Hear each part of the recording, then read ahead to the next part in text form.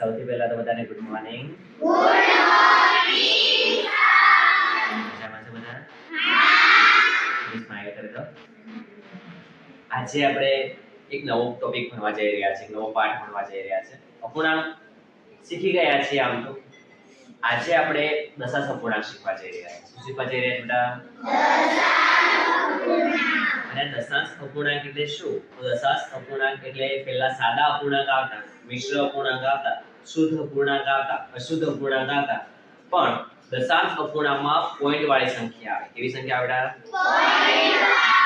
દશાંશનો મતલબ જ થાય પોઈન્ટ. ઠીક છે? તો દશાંશ અપૂર્ણાંક જે છે તે ચેપ્ટરમાં આપણે અપૂર્ણાંકોને દશાંશમાં ફેરવતા, એટલે ભાગાકાર વાળી જે સંખ્યા હોય એને આપણે પોઈન્ટમાં ફેરવતા શીખવાના છે. આ જ પોઈન્ટ વાળા સરવાળા, બાદબાકી, ગુણાકાર, ભાગાકાર પણ શીખવાના છીએ આપણે આ ચેપ્ટરમાં. પણ એના પહેલા એકદમ બેઝિક થી સ્ટાર્ટ કરીએ કે દશાંશ અપૂર્ણાંકમાં વંચાય કેવી રીતે, દશાંશ અપૂર્ણાંકને લખાય કેવી રીતે. તમે બધા રેડી છો? સૌથી પહેલા આપણે પાઠનું નામ છે દશાંશ અપૂર્ણાંક. શું નામ છે? આ જે દશાંશ અપૂર્ણાંક ચેપ્ટર છે એમાં આપણી પાસે પહેલી એક સંખ્યા છે નાનકડી, 1/10. કેટલા છે? 1/10. જ્યારે આપણી પાસે છેદમાં 10 હોય, પહેલા હું તમને અપૂર્ણાંકમાં સમજાવી દઉં કે સૌથી પહેલા બેટા આ ઉપરવાળી જે સંખ્યા હોય એને અંશ કહેવાય. શું કહેવાય? અંશ. અને નીચેવાળી જે સંખ્યા હોય એને કહેવાય છેદ. અપૂર્ણાંકમાં તો ત્રણ ભાગ, એક અંશ આવે, એક છેદ આવે અને વચ્ચે નાની લીટી આવે, એને આપણે ભાગાકારની લીટી કહીએ. શું કહીએ છે? ભાગાકારની લીટી. તો અહીં પણ એવું જ છે, પહેલા 1 છે, પછી ભાગાકારની લીટી છે અને 10 છે. આ એક અંશમાં કહેવાય. ક્યાં કહેવાય? અંશમાં. કેમ અંશમાં કહેવાય? કારણ કે બેટા ભાગાકારની લીટીની ઉપર છે. ક્યાં છે ભાગાકારની લીટીની ઉપર? 10 છેદમાં ગણાય. 10 ક્યાં ગણાય? છેદમાં. 1/10 એમ પણ વંચાય, 1/10 એમ પણ વંચાય અને જ્યારે છેદમાં 10 હોય ત્યારે એને દશાંશ કહેવાય. શું કહેવાય? દશાંશ. આ જ સંખ્યાને બીજી રીતે જો વાંચવા જઈએ તો એક દશાંશ પણ કહેવાય. સમજ પડે છે? હા. જો 1/10 હોય તો એને આપણે એક દશાંશ કહેવાનું. શું કહેવાનું? એક દશાંશ. 2/10 હોય તો 2 દશાંશ. 3/10 હોય તો 3 દશાંશ. 9/10 હોય તો 9 દશાંશ. આવડી જાય ને આવડી જાય? આવડી જાય. એટલું જ આપણે યાદ પણ રાખવાનું છે અને મસ્ત સીધા બેસવાનું છે.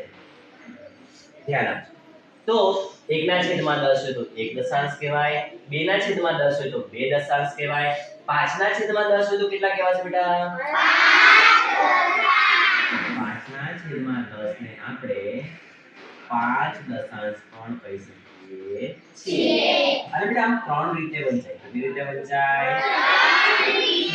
જેમ કે મારે 7/10 ને વાંચવું હોય, 7/10 ને વાંચવું હોય તો એક છે 7/10, બીજું વચ્ચે ભાગાકારની લીટી છે એટલા માટે 7/10 અને ત્રીજું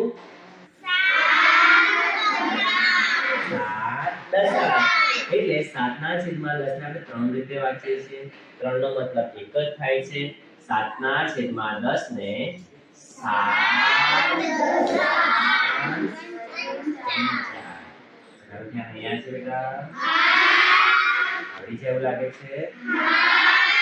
બીજું એક યાદ રાખો, 10 હોય બેટા છેદમાં 10 નો દશાંશ કહેવાય. શું કહેવાય? દશાંશ.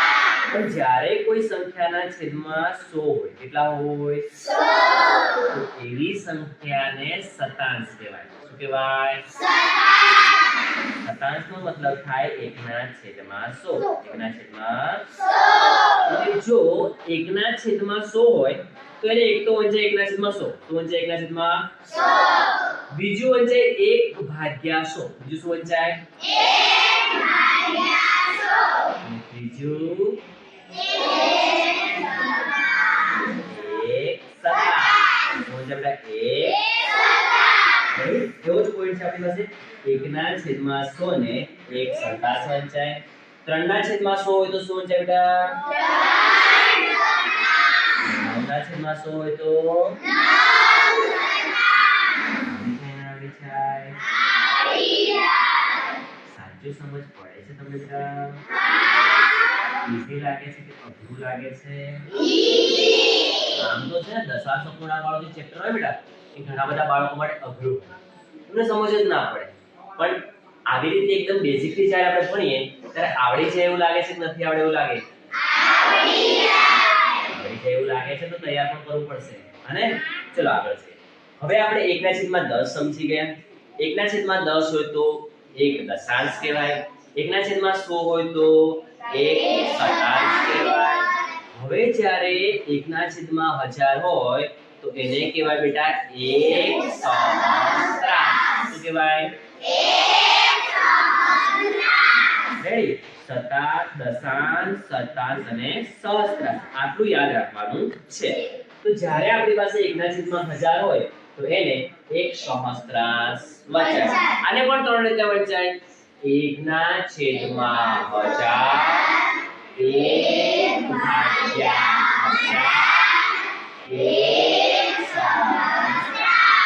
આવડી જાય? આટલું યાદ રાખ્યા પછી 3/1000 હોય તો એને કેટલા વંચાય? અને 7/1000 હોય તો આવડી જશે કે? પાક્કું? ના પડે? ઓકે. આ આપણે બેઝિક સમજૂતી સમજી ગયા. 1/10, 1/100 અને 1/1000. હવે થોડા મસ્ત અદાબ મારીને બેસી જાઓ.